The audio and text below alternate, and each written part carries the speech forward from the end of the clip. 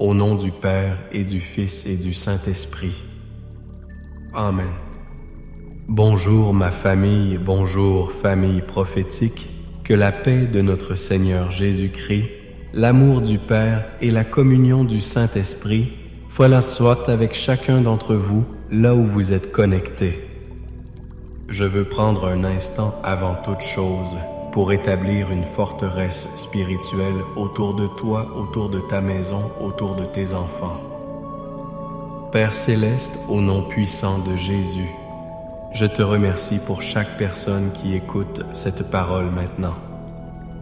Je plaide le sang de l'agneau, le sang précieux de Jésus-Christ sur chaque vie, sur chaque foyer.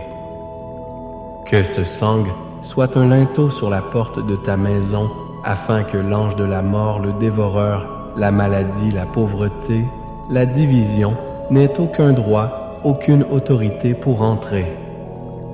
Je déclare que ta maison est un sanctuaire.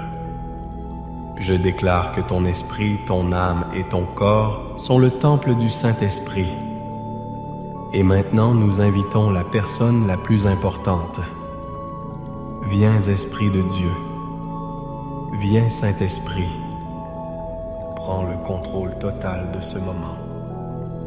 Nous ne voulons pas seulement t'entendre une parole, nous voulons te rencontrer.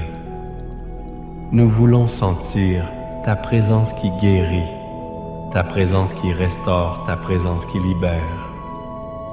Et je veux prier spécifiquement pour toi qui te sens comme un orphelin spirituel. Toi qui te sens abandonné, oublié comme si tu n'avais personne. Tu te bats seul, tu portes tes fardeaux seul. La solitude est devenue ton compagnon et l'anxiété est la musique de fond de tes journées. L'ennemi vient te murmurer que tu es seul, que Dieu t'a oublié, que personne ne se soucie de toi. Au nom de Jésus, je viens briser ce mensonge. Tu n'es pas un orphelin. Tu es un fils. Tu es une fille du Dieu très haut. Et ton Père a envoyé le bon berger pour te chercher. En ce moment même, je déclare que l'esprit d'orphelin est brisé dans ta vie. L'esprit de rejet est anéanti. L'esprit de solitude est chassé au nom de Jésus. Et je libère sur toi l'esprit d'adoption par lequel tu cries « Abba Père ». Reçois l'amour de ton Père maintenant, ressens son étreinte te réconforter là où tu es. Reçois-le. Amen. Famille, je suis tellement béni d'être avec vous aujourd'hui. Si cette prière vous a déjà touché, je vous demande de mettre un Amen puissant dans les commentaires. Montrez-moi que vous êtes là, que vous êtes connecté en esprit. N'oubliez pas, cette plateforme est notre Église sans mur. Alors participez.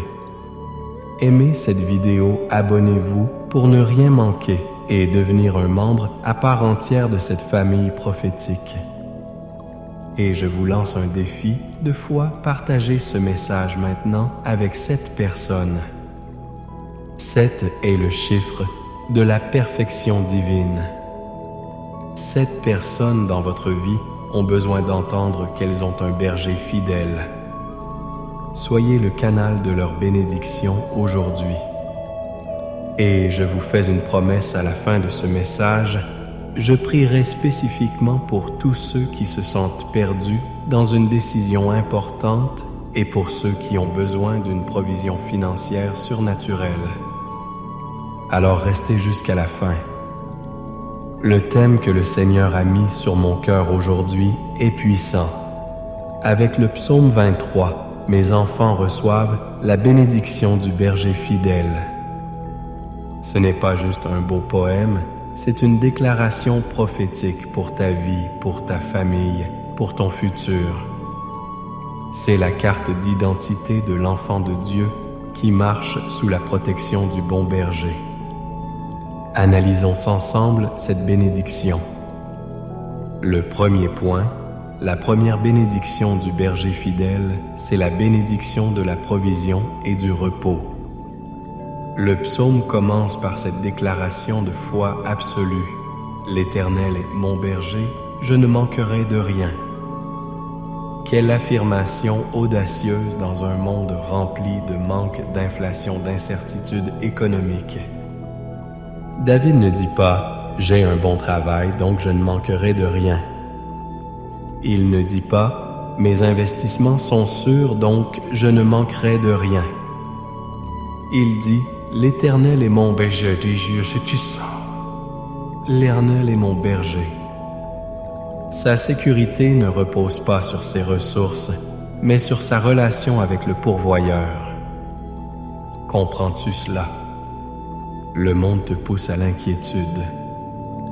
Tu regardes ton compte en banque, les factures qui s'accumulent, le prix de l'essence, le coût de la nourriture et l'anxiété montent. Mais le berger te dit « Je suis ton berger, tu ne manqueras de rien ». Cela signifie que ta provision n'est pas limitée par l'économie mondiale. Elle est garantie par l'économie du royaume des cieux. Et regarde ce qu'il ajoute. Il me fait reposer dans de verts pâturages, il me dirige près des eaux paisibles. La provision de Dieu n'est pas stressante. Ce n'est pas une course effrénée. C'est une provision qui amène le repos. Les verts pâturages, pour une brebis, c'est le paradis. C'est la nourriture abondante, c'est la sécurité, c'est la paix. Les eaux paisibles, ce n'est pas un torrent déchaîné où la brebis risque de se noyer, c'est une source douce où elle peut boire en toute quiétude.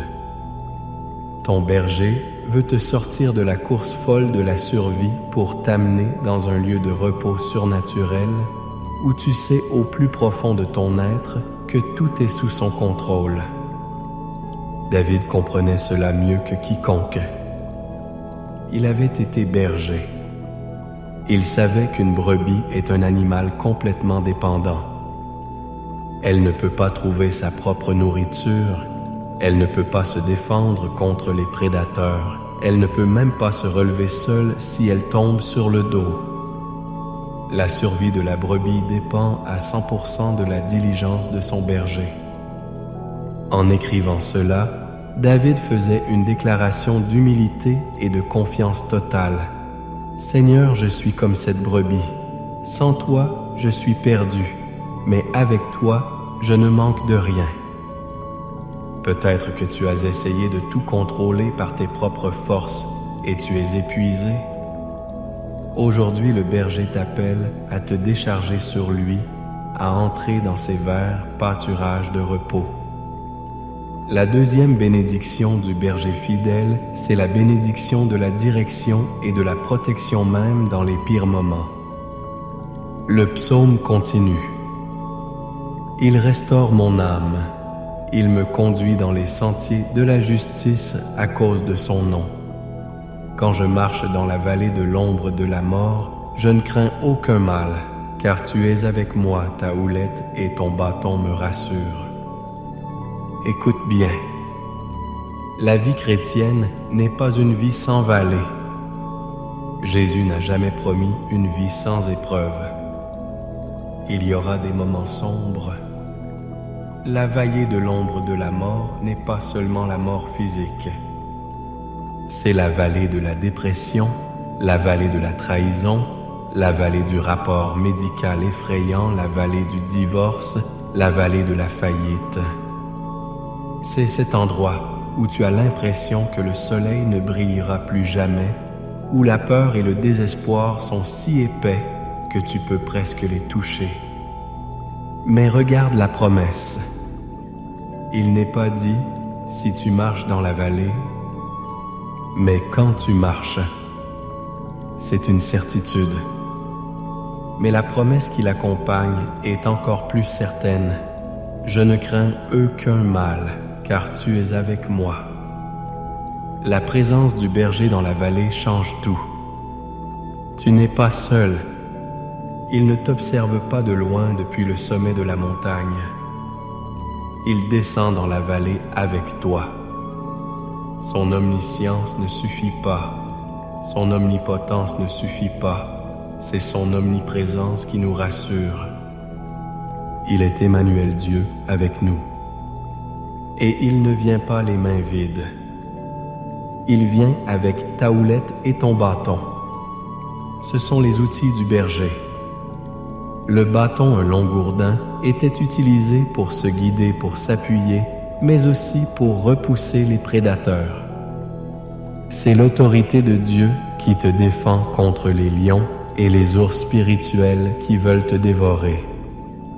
La houlette, ce long bâton avec un crochet, servait à guider les brebis, à les ramener doucement sur le chemin et surtout à secourir celles qui étaient tombées dans un ravin. J'imagine cette brebis effrayée, seule dans le noir, elle entend le bruit des prédateurs. Et soudain, elle sent le contact familier du crochet de la houlette de son berger qui l'entoure et l'attire doucement vers la sécurité. C'est ce que ton berger fait pour toi aujourd'hui. Si tu es tombé, si tu es piégé dans une situation, si tu es paralysé par la peur, sa houlette est là pour te secourir. Sa protection n'est pas passive, elle est active, engagée, personnelle. Dans ta plus grande peur, sa présence est ta plus grande paix. La troisième bénédiction du berger fidèle et celle-ci est explosive. C'est la bénédiction de l'honneur et de l'abondance publique. C'est un changement de décor radical. Écoute cette déclaration incroyable. Tu dresses devant moi une table en face de mes adversaires. Tu oins d'huile ma tête et ma coupe déborde. Wow! Nous ne sommes plus dans la vallée. Nous sommes à un banquet. Et ce n'est pas un banquet privé caché. Dieu dresse cette table en face de mes adversaires. Qui sont tes adversaires? Les gens qui ont douté de toi, ceux qui se sont moqués de ton rêve, ceux qui ont prédit ta chute, ceux qui t'ont trahi, les situations qui semblaient impossibles, la maladie qui te défiait, la pauvreté qui t'humiliait. Dieu dit qu'il va t'honorer publiquement. Il ne va pas te justifier en secret. Il va préparer une fête en ton honneur et forcer tes ennemis à regarder ta promotion, ta guérison, ta restauration. L'histoire de Joseph est l'illustration parfaite de ce verset. Jeté dans une citerne par ses frères, vendu comme esclave, faussement accusé, oublié en prison. Ce sont ses adversaires, c'est sa vallée de l'ombre de la mort. Mais Dieu a dressé une table pour lui. Il n'est pas simplement sorti de prison. Il est devenu le deuxième homme, le plus puissant d'Égypte. Et ses frères, ses adversaires, ont dû venir se prosterner devant lui pour avoir de la nourriture. Dieu a dressé une table pour Joseph en face même de ceux qui avaient voulu le détruire. C'est ce que ton berger veut faire pour toi. Ah, il ajoute, tu oins d'huile ma tête.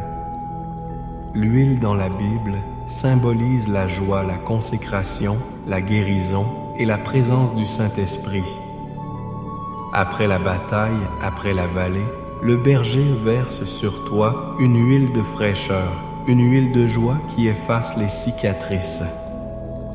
Et pour finir, ma coupe déborde. Le berger ne donne pas juste assez. Sa bénédiction n'est pas le strict minimum. C'est l'abondance. C'est la surabondance. Il remplit ta coupe jusqu'à ce qu'elle déborde pour que la bénédiction se répande sur ta famille, sur ton entourage, sur les générations à venir. Ce n'est pas seulement pour que tu aies, c'est pour que tu deviennes une source de bénédiction pour les autres. Du manque à la suffisance, de la suffisance à l'abondance et de l'abondance au débordement. Voilà le plan du berger fidèle pour toi. Le psaume 23 est la promesse du berger intime. Et cette intimité nous donne accès à la protection du Dieu Tout-Puissant, comme le décrit le psaume 91. Recevez maintenant cette parole de protection comme un bouclier sur votre vie. Celui qui demeure sous l'abri du Très-Haut repose à l'ombre du Tout-Puissant. Je dis à l'Éternel, mon refuge et ma forteresse, mon Dieu, en qui je me confie. Car c'est lui qui te délivre du filet de l'oiseleur de la peste et de ses ravages. Il te couvrira de ses plumes, et tu trouveras un refuge sous ses ailes. Sa fidélité est un bouclier et une cuirasse. Tu ne craindras ni les terreurs de la nuit, ni la flèche qui vole de jour, ni la peste qui marche dans les ténèbres, ni la contagion qui frappe en plein midi. Que 1000 tombent à ton côté et 10 000 à ta droite, tu ne seras pas atteint. De tes yeux seulement tu regarderas et tu verras la rétribution des méchants. Car tu es mon refuge, ô Éternel. Tu fais du Très-Haut ta retraite. Aucun malheur ne t'arrivera, aucun fléau n'approchera de ta tente. Car il ordonnera à ses anges de te garder dans toutes tes voies, Ils te porteront sur les mains de peur que ton pied ne heurte contre une pierre. Tu marcheras sur le lion et sur l'aspice, tu fouleras le lionceau et le dragon. Puisqu'il m'aime, je le délivrerai, je le protégerai, puisqu'il connaît mon nom. Il m'invoquera et je lui répondrai. Je serai avec lui dans la détresse, je le délivrerai et je le glorifierai. Je le rassasierai de longs jours et je lui ferai voir mon salut.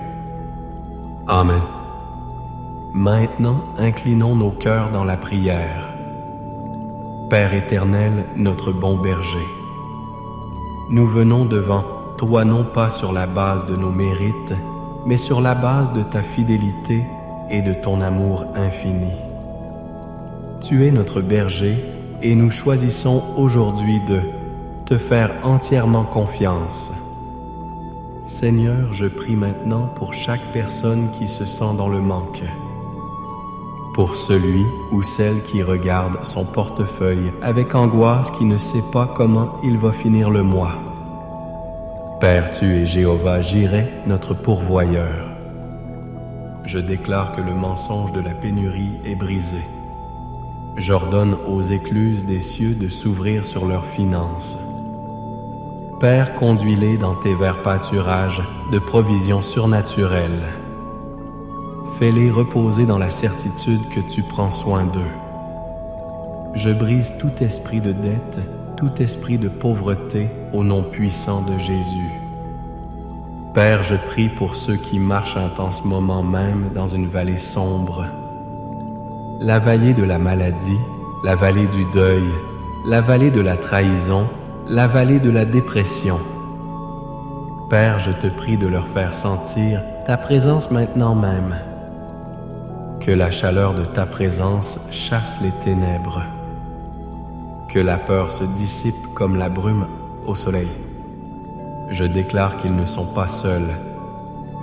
Ton bâton les défend de toute attaque de l'ennemi et ta houlette les tire hors du désespoir.